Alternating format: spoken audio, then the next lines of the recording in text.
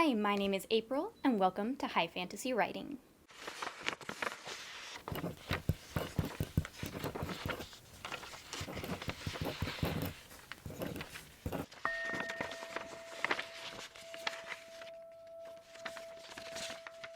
In this video, I'm going to be continuing my characterization study for the characters in the Shadow and Bone TV series put on by Netflix, and I have finally gotten to the crows. So, the crows actually weren't in the Shadow and Bone book series. They came along later in the Six of Crows duology, which takes place in the exact same world as the Shadow and Bone series, but only a couple years later. So all of the events of the trilogy Shadow and Bone have already taken place before we meet these characters in the books. However, the showrunners decided to include the crows in the story of Shadow and Bone through the Netflix adaptation as sort of a prequel to where these characters will be once we catch up to the crows' book timeline.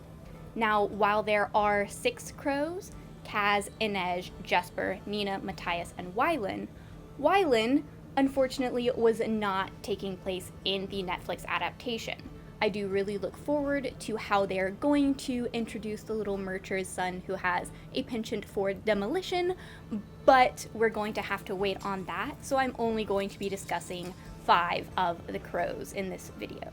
So the addition of the crows characters in the Shadow and Bone first season was kind of the biggest change that the showrunners made to the entire story.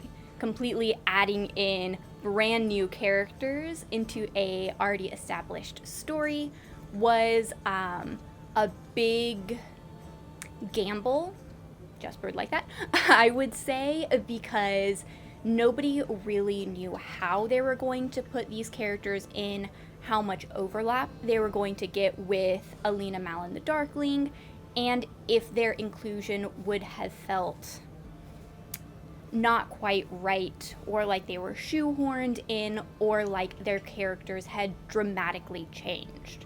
Because as you would know if you read the books, the Grishaverse has several different styles in it depending on the series that you're reading. The Shadow and Bone trilogy was very high fantasy, saving the world, chosen one, heavily magic influenced story genre, whereas the Six of Crows duology was much more character based, simple. I mean, they conducted a heist through the most secure location in the known world, but it was a very low magic story. It much more focused on the nitty gritty character interactions, and it was less of a let's save the world plot, even though the stakes in that duology were quite high due to the introduction of the drug Jertaparem, but the way the story was written was very close to all of the characters, whereas the Grishaverse, the Shadow and Bone trilogy was very, even though it was inside Alina's head, the subject matter was very esoteric and large, broad strokes, world-spanning story types.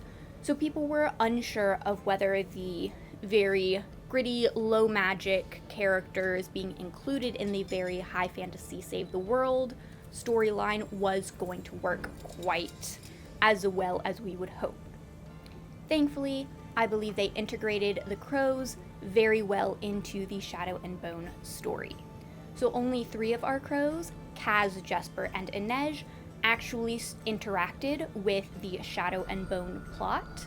The other 2, Nina and Matthias, actually got to play out pretty much exactly what their flashbacks were from the Six of Crows books. So they didn't come in contact with Alina and Mal and the Darkling.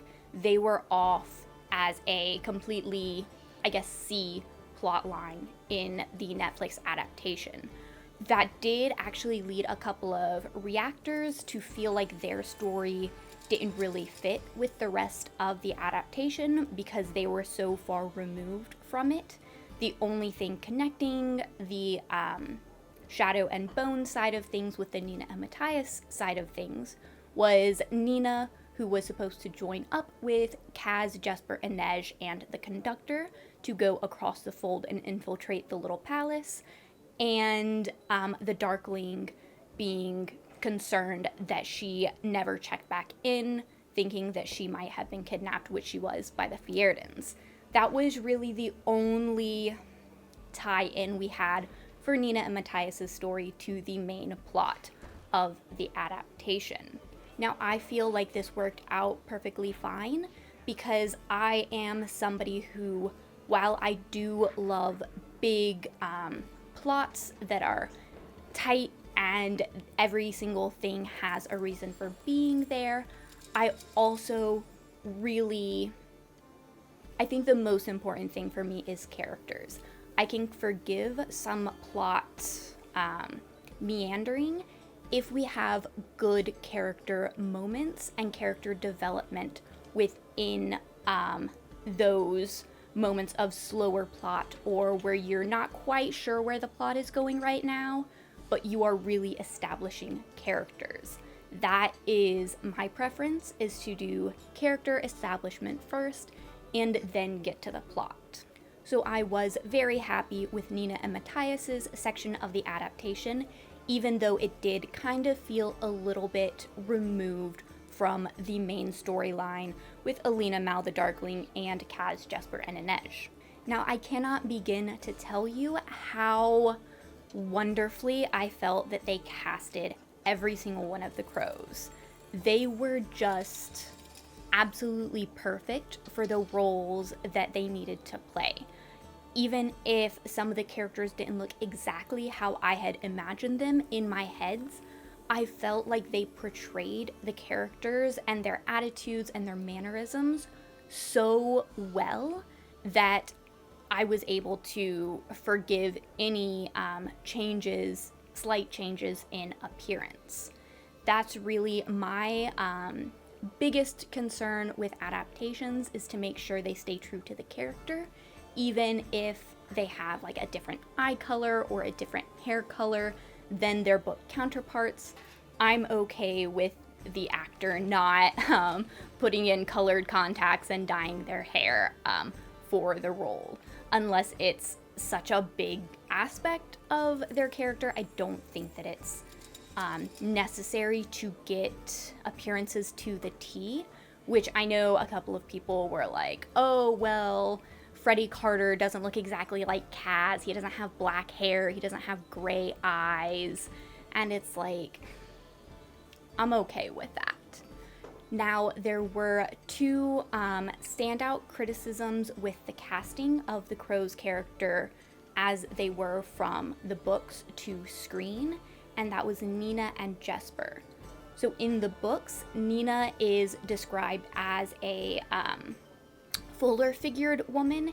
It's never explicitly stated exactly how much fuller a figure she is, only that she had a thicker waist, she really enjoyed food, she couldn't fit into skinnier people's clothing, and it was an important aspect of her character that she was a larger woman, and she was incredible and sexy, and her size didn't negatively impact her ever in the story, and I felt like that was really great representation for larger people to see in books. Now, the actress that they casted for Nina is a larger woman. She is technically classified as a plus-sized actress, and you can see, especially in cast photos, as she's standing next to the other female cast members, that she is very obviously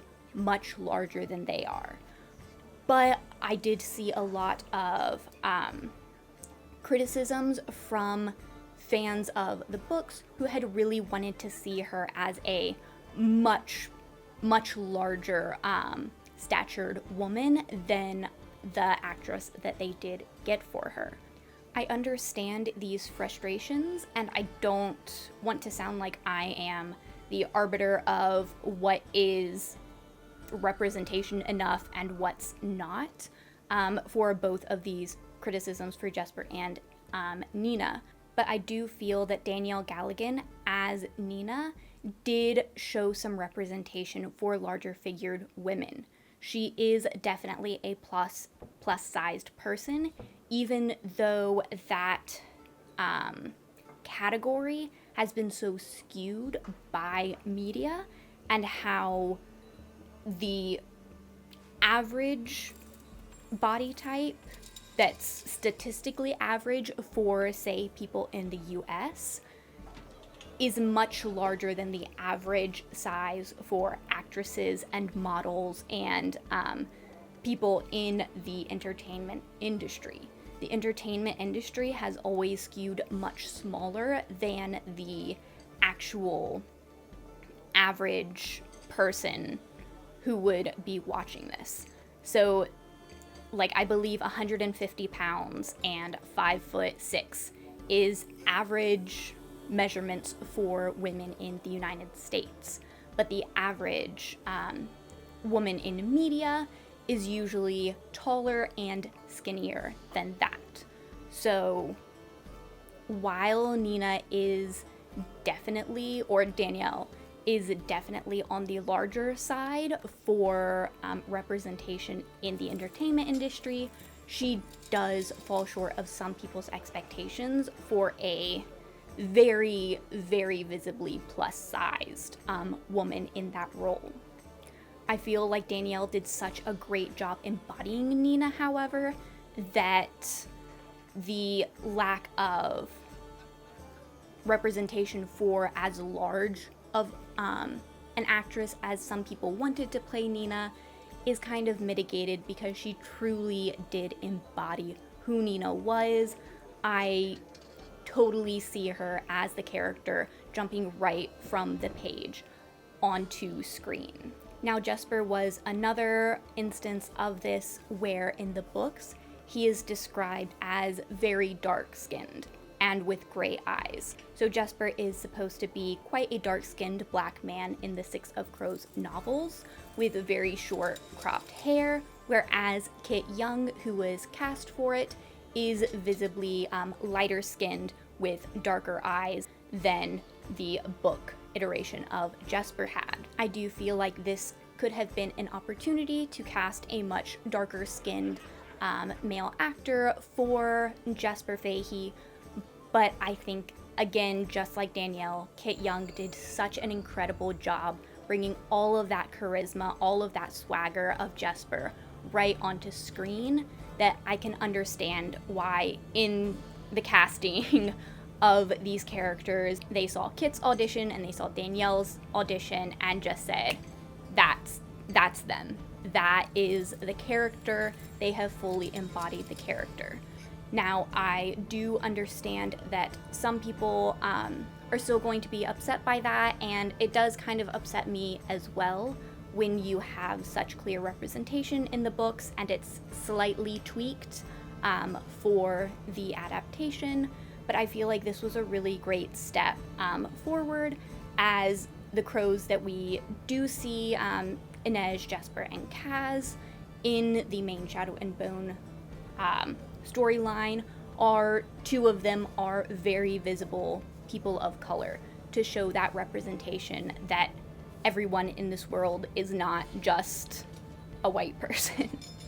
So with those criticisms that I had noticed in the book fandom as they looked at the adaptation of each character from the book onto screen, with that out of the way, I just wanted to gush again about how phenomenally Kit Young portrayed Jesper Fahey. Amita Suman as Inej was just glorious.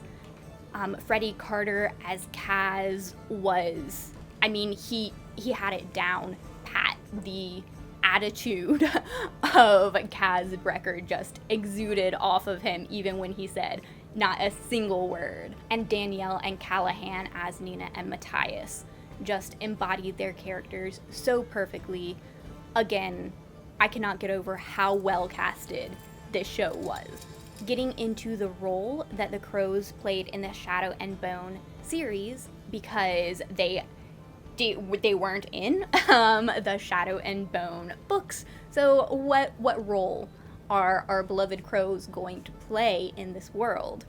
I felt like they did a really great job handing a lot of the exposition of the world over to the crows. So I felt like, especially in that second episode, all of the exposition about the fold was so well handed by giving it to the crows, because they were asking all of the same questions that new members of the audience would be asking about the fold and Ravka and the Grisha. Because Ravka, everybody has lived with the fold their entire lifetimes. They would not be asking silly questions like, how do you get through it? Have they not tried to get rid of it? Have they tried going under it?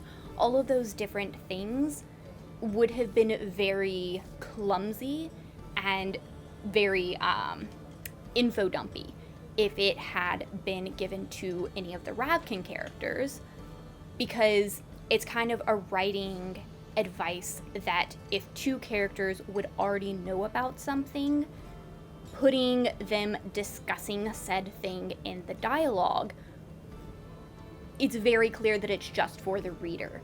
So being able to give that exposition through characters who naturally wouldn't know about any of these things because they're all the way over in Ketterdam. They've never actually had to deal with the fold. It's just like another country's problem.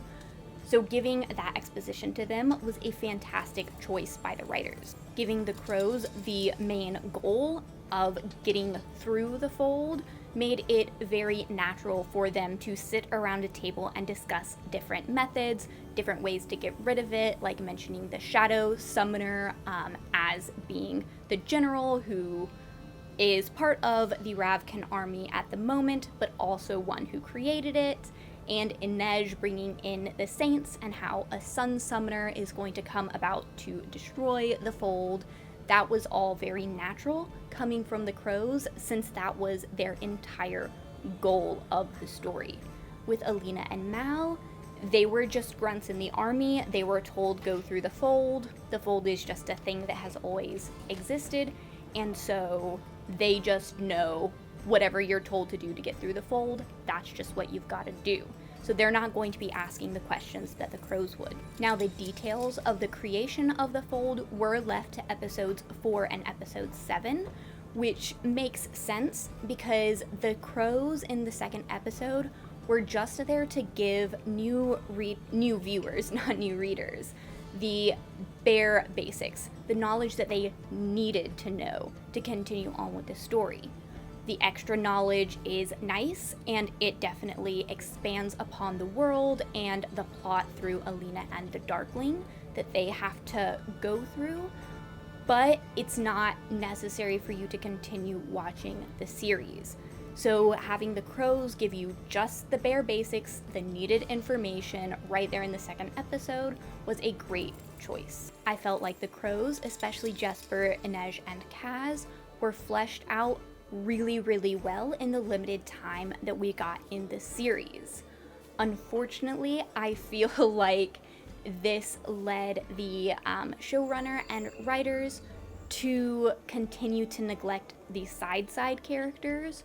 So Nina, Inej, and Kaz were pretty much co-protagonists to Mal, Alina, and the Darkling, where characters like Jenya and not Nina, Nadia, I always get Nadia and Nita mixed up, Marie, Ivan, Fedor, and Zoya, all of the side characters in Alina's story.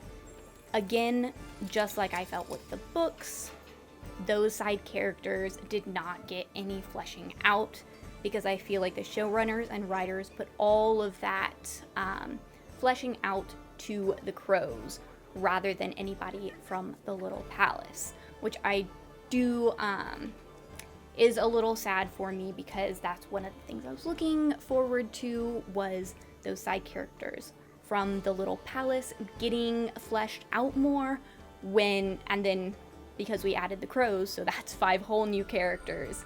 All of that time that could have been spent fleshing out the little palace people were spent fleshing out the crows. So while the crows were really well characterized in the story and the writing, I feel like it did take away from some other characters that could have gotten that development. I also really love how they didn't shove all of the crows' backstories into this first season of Shadow and Bone. Inej is the one that we get the most backstory on, which I felt like worked well with her miniature arc in this season, but all of the other characters are just allowed to be.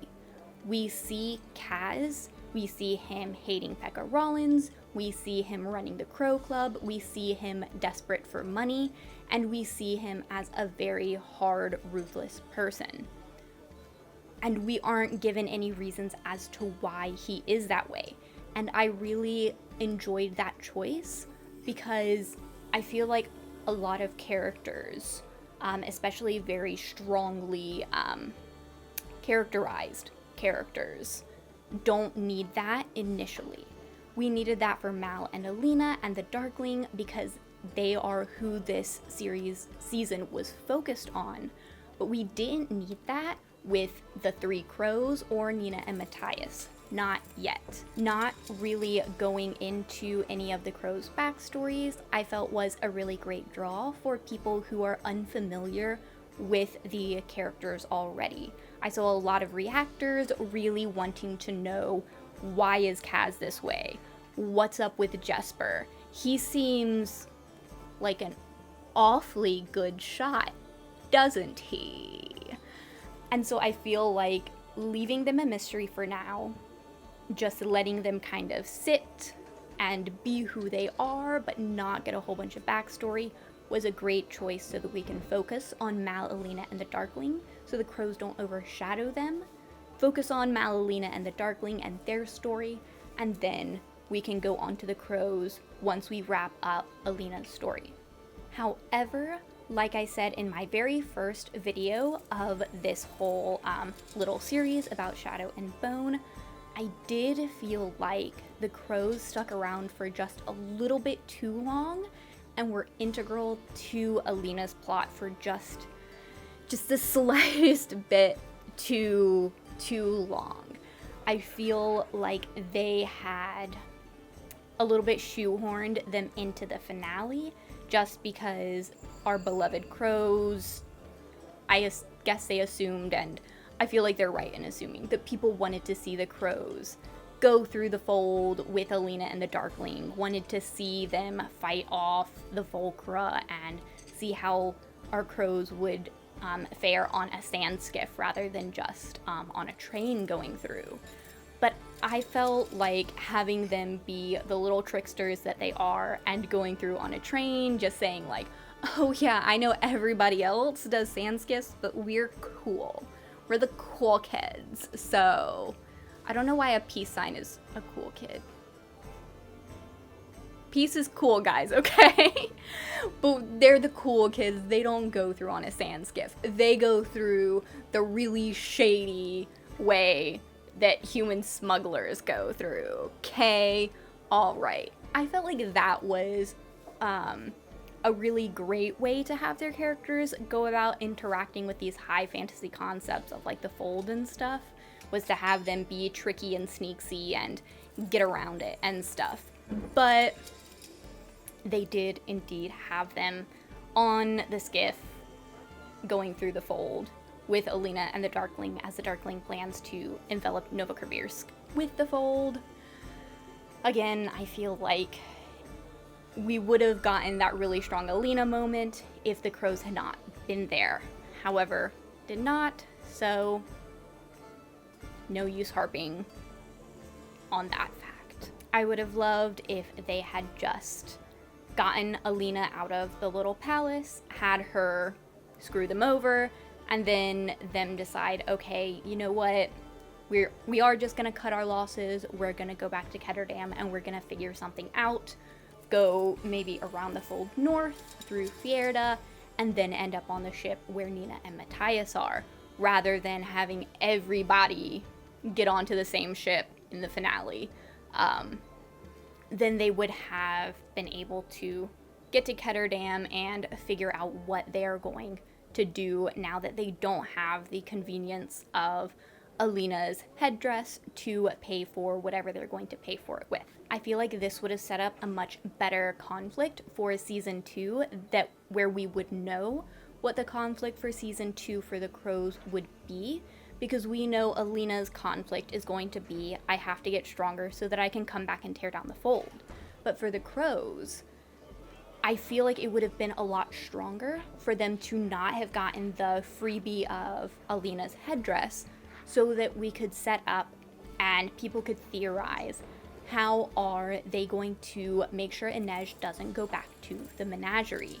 Because that was a very big part of the Six of Crows series that happened before the book started.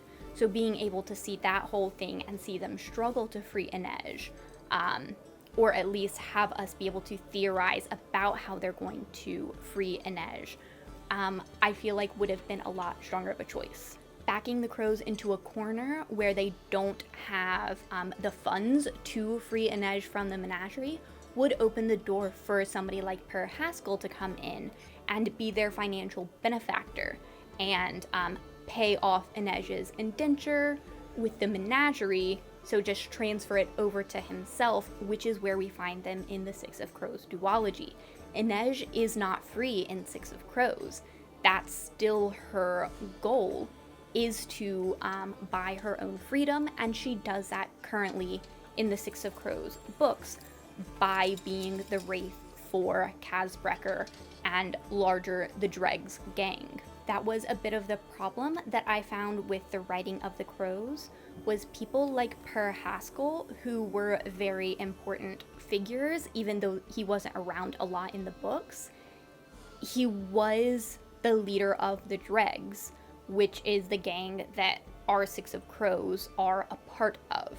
The Crows are just a subset of the Dregs gang, and Kaz does not run the Dregs. He only runs his own personal little miniature gang within the Dregs. And in the show, it kind of made it look like Kaz was actually the leader, the full leader of everything. It looked like he owned the Crow Club. He was able to give the his shares over to the deed, actually, of the Crow Club over to Tanta Helene. Whereas in the books, it takes him a while to be able to get to that point, and even when he's bartering with the Crow Club as collateral, it's just his shares in the Crow Club. It's not the entirety of the Crow Club, and I feel like, especially since this is supposed to take place about like 3 years before the Six of Crows books start, having Kaz start out even farther than he is in the books, I feel like that really limited their ability to go much further with Kaz's character, because Kaz's character is all about growing himself, becoming more prolific in the gang world, getting more money, getting more resources, but he's always has his hands tied because Per Haskell actually has the reins. He always has to go to Per Haskell for permission. So I would have actually liked in this first season of Shadow and Bone to have seen Kaz have to go and bid Per Haskell to let him take Jesper and Inej away from Ketterdam to go on this job. That would have really set up a bunch of stuff in Ketterdam that watchers would be able to theorize about and ruminate over in between this break from season 1 to season 2. They could already have an idea that Ketterdam and Kaz, Inej, and Jesper's place in Ketterdam is much deeper than we have gotten in season 1. And now I'm going to go into specifically each character how they were portrayed in the adaptation versus how they were portrayed in the books, and how I felt about it, and how I want them to continue writing the character into season 2. So we're gonna start off with my wonderful, wonderful Jesper, who some people reading the books found him to be a little annoying, which he is. Like, I think he's supposed to be annoying, but I love him. He has so much personality, and you really, as you read on, you get to see why he's always trying to be the center of attention, why he's trying to compensate for certain things and just be super likable and invaluable to people so that they don't kick him to the curb because of his little bit of a gambling habit. Now, his gambling addiction was taken very seriously in the books. It wasn't just a couple of throwaway jokes. It wasn't played for jokes, especially at the end of the Six of Crows book. It was a very serious issue that Jesper had to grapple with. It might have seemed lighthearted at the beginning, but the books did a really good job of showing how his gambling addiction had real serious consequences for the story and for Jesper and the people he cared about. In the adaptation, we did get introduced to Jesper's gambling addiction, but it was mostly played for laughs, and even though there were minor consequences, Jesper was able to finagle his way out of those consequences by his sharpshooting and a little help from Milo. His inability to get all of the coal that they needed because he gambled away all the money and then had to steal the coal in order to get through the fold, it didn't really amount to any serious consequences because they were able to get out of the fold unscathed, perfectly fine, with the 16 pounds rather than the 20 that Jesper was able to get to them. So I really hope that in the future seasons they really show that Jesper's gambling addiction actually causes consequences for the Crows. They cause consequences for Jesper himself, and they cause consequences for the people around him. I love how in the show, Jesper is instantly charismatic. You instantly get to see how he's always at the gambling tables, even if he's not gambling himself, and his sharpshooting skills, and how he kind of neglects his duty sometimes, as Kaz has to remind him, hey Jesper, you're supposed to be guarding the door. And he's like, oh yeah, I'm supposed to be doing that, aren't I? I love how many moments that Jesper and Inej had together to bond, to talk about life and philosophize, because that was one of my favorite parts of the book, was how Jesper and Inej, even though they have such different philosophies on life, they were always able to talk about it and have that wonderful, almost sibling-like camaraderie and care for each other, and how much bonding they got in season 1, I felt was really, really fantastic. The show definitely wasn't afraid to show Jesper's sexuality, even though in the books it was actually toned down quite a bit.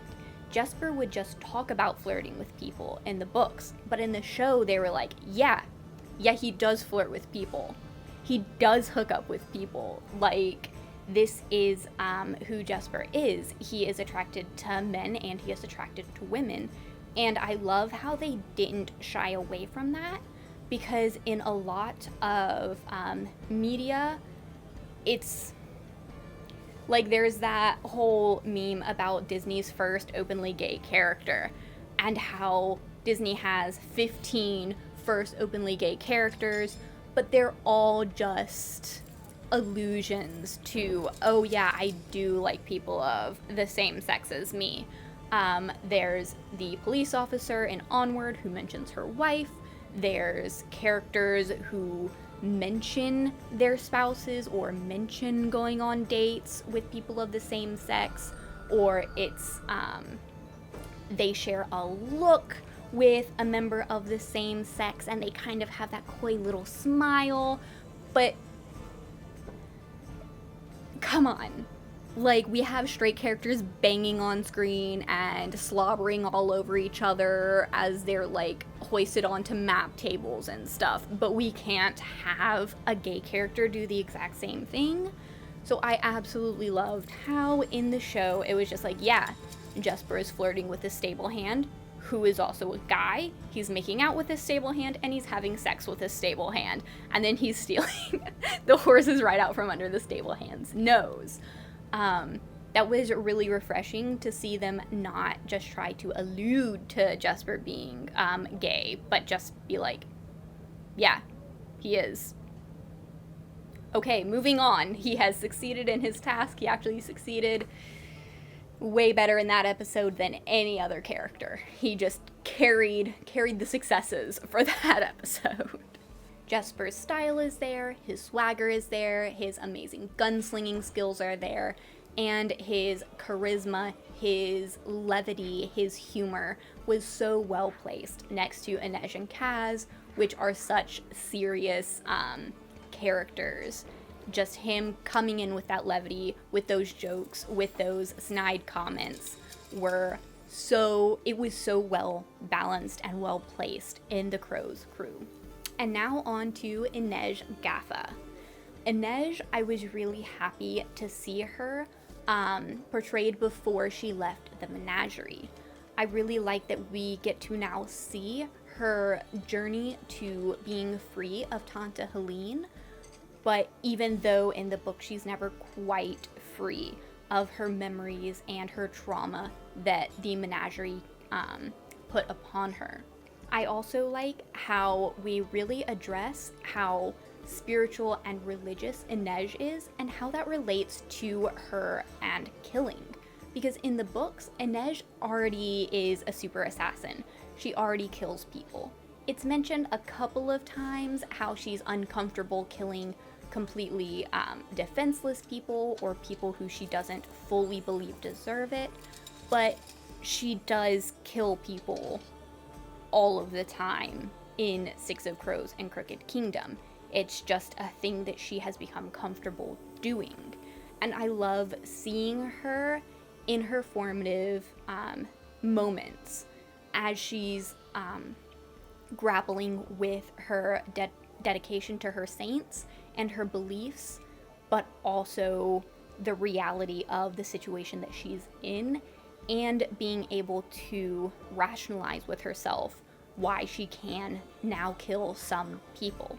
She has always been the spiritual core of the Crows, their moral compass, always making them ask why they're doing something rather than them just going along because of greed or that's just the way things are.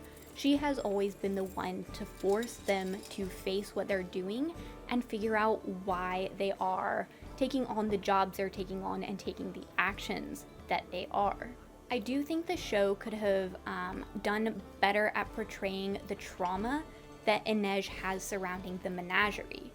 In the books, Inej, hardened, badass, can go anywhere and not be seen and sneak up on anyone and spy on anyone. Inej can barely walk past the menagerie without fully breaking down.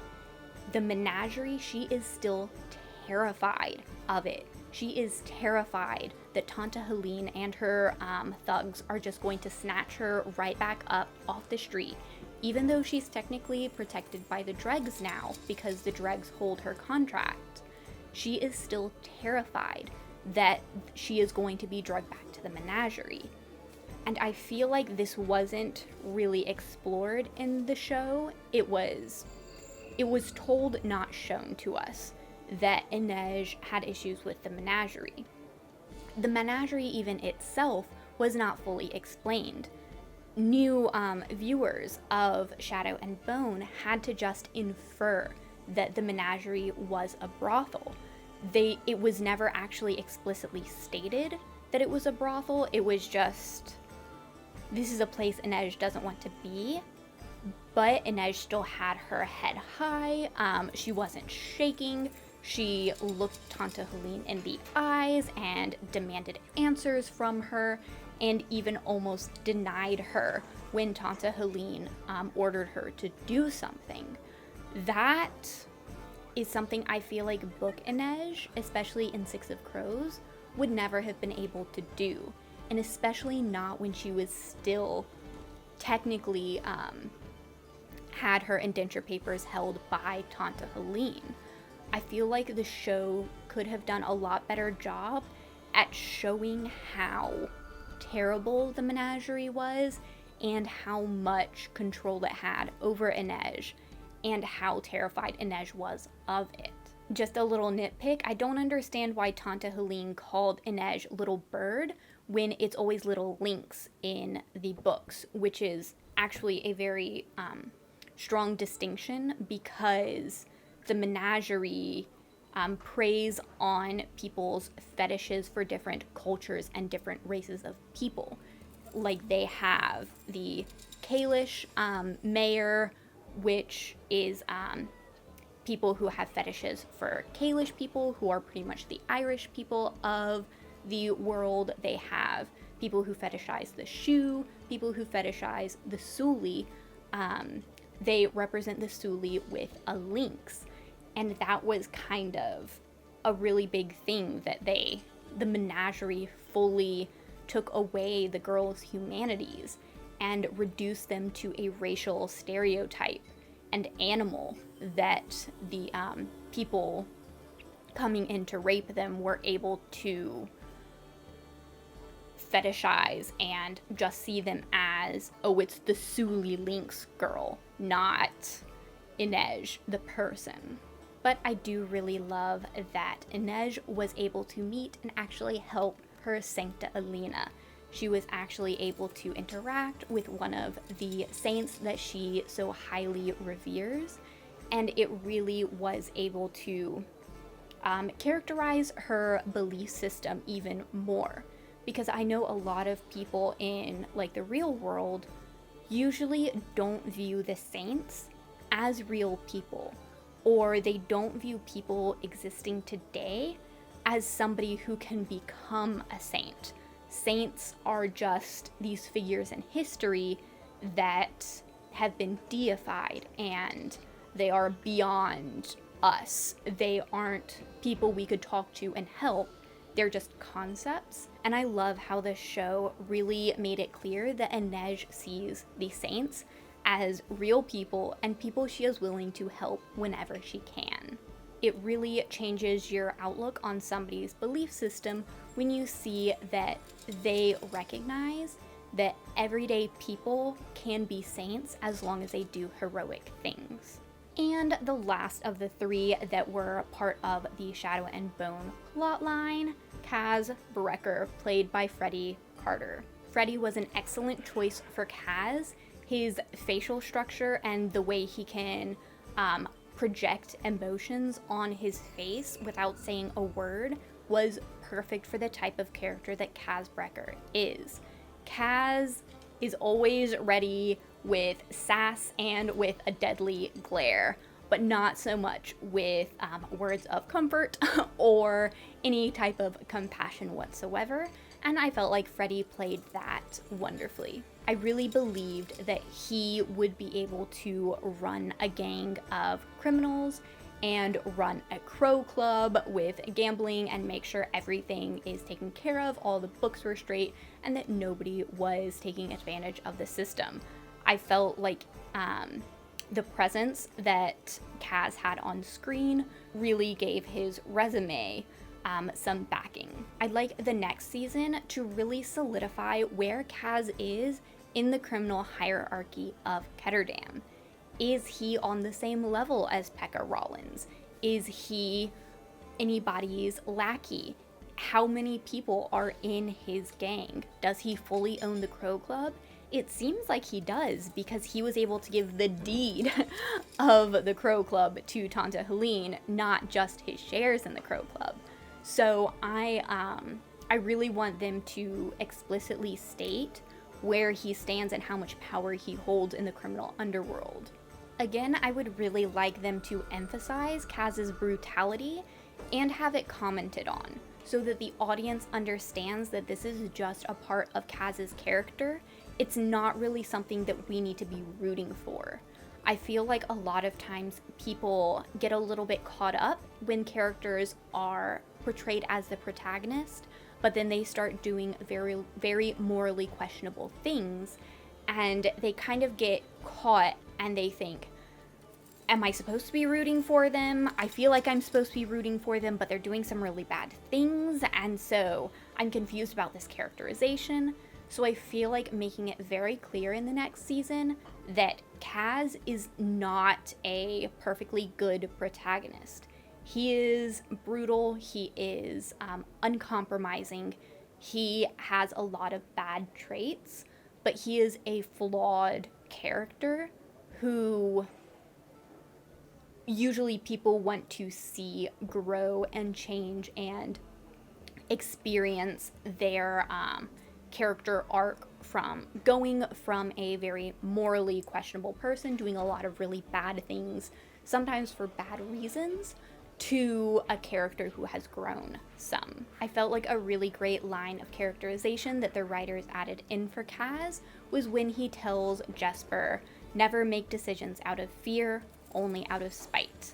And then Jesper responds, well, greed always worked for me, which I felt was a wonderful way to characterize these two brand new characters that we have not seen before. We don't know their pasts. We don't know who they are. I felt like that was a really excellent piece of writing to really hone in on who they are. I do kind of hate how the first time we saw Kaz fight, he was defeated so easily. Like, at least let him get in a couple of licks before you, like, completely just, like, demolish him. Like, the poor thing is supposed to be the baddest guy in the underworld. And he's supposed to be... I mean, in Crooked Kingdom, there is a scene where he displays his fighting prowess. So I was a little disappointed that we didn't ever get to see him really flex his fighting skills. It was mostly trickery or something of that sort. One thing that I definitely took away from a lot of the reactions from people who had not read the books before was that the introduction of Pekka Rollins and his, Kaz's history with Pekka Rollins, it could have been a lot clearer why Pekka Rollins let Kaz live and really only threatened Kaz but never backed up that threat with anything. Because we had just seen him in the previous episode murder a guy who had a lot more power than Kaz did. And I felt like it could have been portrayed a lot clearer as to why Kaz somehow has this plot armor from Pekka Rollins, a guy who we have just seen to be super brutal in his exertion of control. Perhaps if we had gotten a little bit about how, like, Pekka could have just been talking to Kaz and added a line about how the guy who owned the White Rose, he and that guy had had some issues in the past, and how he had always been harassing Pekka and just making it harder for Pekka to do his criminal stuff, and so that's why he was so quick to kill that guy. Or mention how he sees Kaz as not really a threat yet. He's an up-and-comer, and maybe one day when he gets stronger, Pekka is going to recruit Kaz and use him as his own pawn.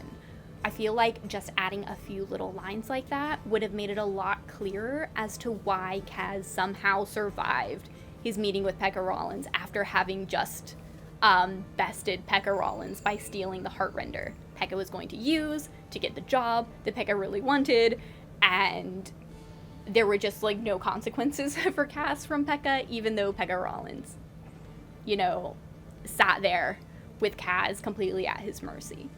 Now, one more concern I have with the writing of Kaz Brekker in the show is that Kaz is much, much more open with his crew than he was in the books. In the books, he was cold, he was calculating, he didn't tell anybody his plans, he never complimented anybody, and he most definitely never told anybody that he trusted them. Because I truly believe that Book Kaz, especially at the beginning of Six of Crows, did not truly trust anybody. It was only through that book that he started realizing internally, definitely did not externalize it, internally realizing that he did trust some of his crows and he could rely on them more than he thought that he would ever be able to rely on anyone else again. This is especially clear in the beginning of Crooked Kingdom, when Inej, after having known and worked very closely with Kaz for a very long time, genuinely believes that if she is damaged in some way, if she is no longer able to be the perfect wraith sneaking around everywhere gathering information and being the perfect spider, as they call them in Ketterdam, then Kaz would just leave her. She truly believes deep in her soul that if she was no longer useful to Kaz, that Kaz would drop her and leave her to whatever fate had for her. He wouldn't save her if she was drowning. He would not save her if she was kidnapped. He would just drop her. Inej believes that in the books.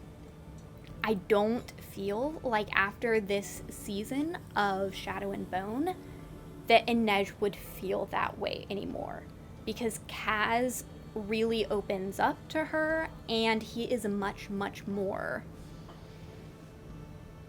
emotive and willing to share his thoughts and feelings with her than he ever was in the books.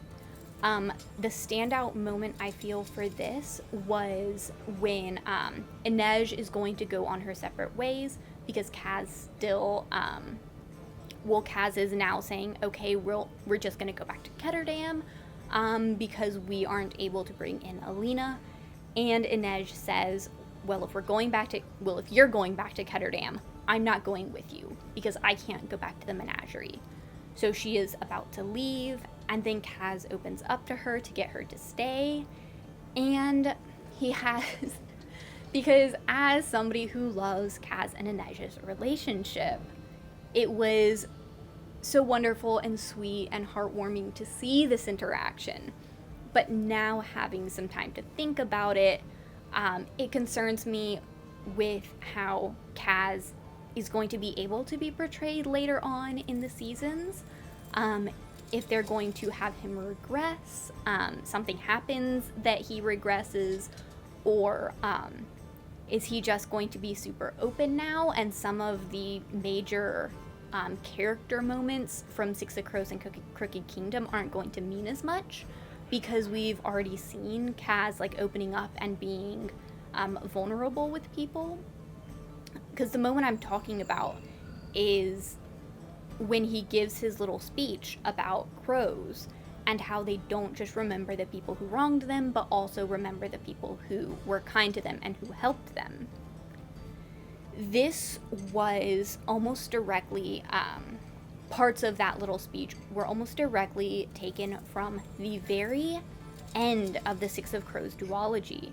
So after Kaz has had all of this character development, after he has already shared several moments of vulnerability with Inej, then he gives this speech about crows to her.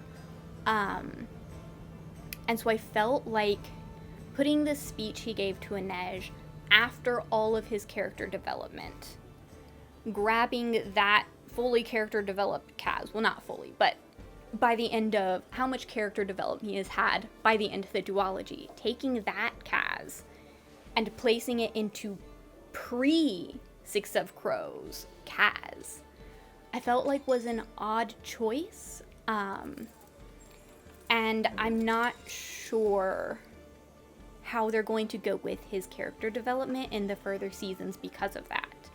Because his peak character development that we see in the books has is now taking place pre-books. So I'm not sure quite how they're going to handle that. And now finally, Nina and Matthias. Their storyline was pretty much word for word from the book, which I felt was so incredibly done, especially if you've seen a lot of book-to-screen adaptations.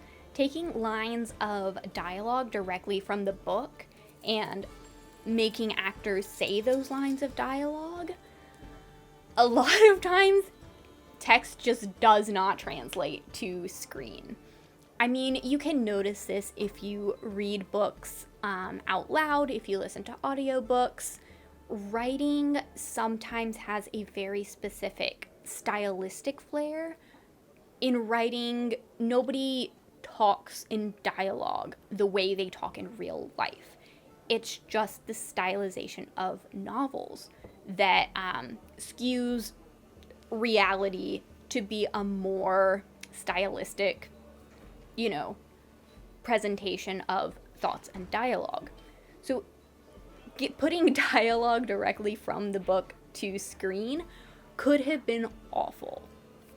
But somehow, Danielle and Callahan perfectly pulled it off.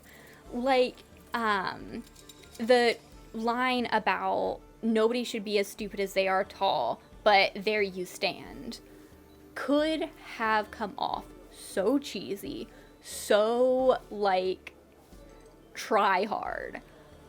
But when I was watching it, and Danielle's delivery was so perfect that I completely forgot that was a direct line from the book, because it sounded so natural being said aloud. And I was just floored by how well they portrayed the characters, portrayed the scenarios, and we got that nice little enemies to lovers joining, but we never, for me personally, it never felt forced or like Matthias had always been just like a straight evil character. Now he's turning good because of Nina. Him explaining that, yeah, my commander, Jarl Broom, he told us that Grisha women could be seductive. They could be kind and lure you in and make you think that they're a certain way when they're really not. Nina is a heartrender. She literally can make him feel different things by messing with his heart rate, messing with his breathing, messing with his mind. She could change the way that he's feeling. And so him giving direct words to that, I felt really alleviated a lot of concerns some people could have had about why Matthias was so against Grisha.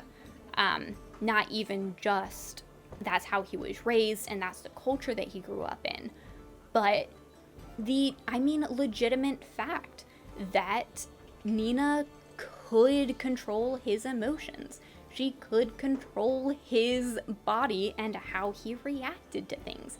That's a very real thing that Nina could do, and so it's not unreasonable for him to be concerned about that. I felt like that really added depth and layers and realism to their bonding through their journeys over the ice. Now going off of that, I really hope in season 2, well, in future seasons, I'm not really sure how Matthias is going to fit into season 2 of the Shadow and Bone series, because when Six of Crows, the book, picks up, Matthias has been in prison for a whole year, and Nina has not been able to contact him. She has not been able to see him. She has not been able to bid for his freedom like she had intended to. And so I don't know if he's just not going to be in the second season, but when they do get back together, whenever that is in the adaptation, I really hope that the writers add in more of their mental connection and their more platonic side of their bond, because I feel like a lot of book readers felt like Nina and Matthias's relationship was mostly based on lust and just they were attracted to each other, and so they were willing to change their beliefs because they thought the other person was hot and they wanted to get with the other person. So I really hope that they show how each Matthias and Nina push each other to think differently about things, push each other to be better, and show more of their bond outside of just romantic type of stuff. One way I think the writers could do this is by having Matthias interact with other Grisha and showing how he's really trying to deconstruct the brainwashing that he has gone through, and his struggle with his initial reaction to seeing Grisha is that's unnatural, but then seeing him really step back and say, no, that's not what I want to believe anymore. That's not even truly what I believe anymore. It's just such a gut reaction because that's what I've been trained to, that's how I've been trained to react for my entire life, but I want to change that. I want to change my initial reactions and watch him consciously doing that. I feel like would really give a lot more depth and nuance to Matthias and Nina's love and romance by being able to see that it's not just he's making an exception for Nina because she's hot, but he still actually secretly is, you know, an evil Druskella who wants to kill all Grisha. And so, overall, I think that the Crows were portrayed in the Shadow and Bone Netflix adaptation so well. There were just a couple of nitpicky things that I had issues with, and I feel like they can correct in further seasons, but overall, I think they did a phenomenal job. So thank you for watching, and I hope that you enjoyed. I hope you got a little bit out of it and saw where I was coming from the writing perspective of each of these characters and how I feel like the writing of the show could take some things in different directions, and maybe you got some inspiration for your own stories looking into how to make sure that characterization comes off as you intend it to. And the next videos in this series are going to be about the next seasons. So I have one video about where I want to see them go, especially with particular characters, which parts of the books I want them to keep and which parts of the book I feel like they need to change a bit. Especially Siege and Storm, where I feel like that's the book that's like not much happens, so I hope to give some writing critique about how we can change that book in the adaptation and how to make it more engaging and add in more character development and world building aspects. Another video that I really want to do might make a couple of people angry, probably like my Mal video made a couple of people angry, because Mal is kind of an overall disliked character who I defended, and Nikolai is a character that a lot of people enjoy, and a lot of people say is their favorite character. He even got his own duology, that just came out. And I hate Nikolai. No bones about it. I hate his character. And I am going to go into the reasons why in that video and how I hope that they change him in the Netflix adaptation, so I don't want to spit at the screen every time his face appears. I have a lot of very strong feelings about Nikolai. Most revolve around sexual assault. Hint, hint. So I guess look forward to that if you want to hear why Nikolai is a horrendous human being who I wanted to die in the books, but they can save him for the adaptation. I have faith that they can save him for the adaptation. Anyways, those are the videos I have planned for the Shadow and Bone series, but I might first post a video more D&D related, because I have had a whole bunch of ideas about videos about D&D rattling around in my head and how D&D relates to writing. And I feel like I have a couple of things to say, as I am both a player and a DM, and I am coming up on a year of being into D&D. I feel like I've gotten a little bit more experience, and so I can speak on that now. If you like this video, please give it a like and hit subscribe if you are interested in seeing more of my content like this. And that support would really go a long way to getting the channel more views, being able to be put on the trending page. Well, probably not trending page, but get more people to be able to see my videos, and hopefully I'll be able to make this a more permanent part of my whole life and routine. My name is April. This is High Fantasy Writing. I do have a high fantasy ambiance channel if you would like to check that out. Just relaxing little soundscapes to help you study or relax or write or do whatever hobbies you enjoy doing while having a little bit of background noise to keep you more focused. I know it really helps me out when I'm writing to have soundscapes without words or distinct music. That way I can focus more on what I'm doing rather than having music with words or having just dead silence. Dead silence is terrible for my productivity. So I hope that if you need something like that in your life, you'll check out that channel. Anyways, I hope you have a great rest of your day and happy writing!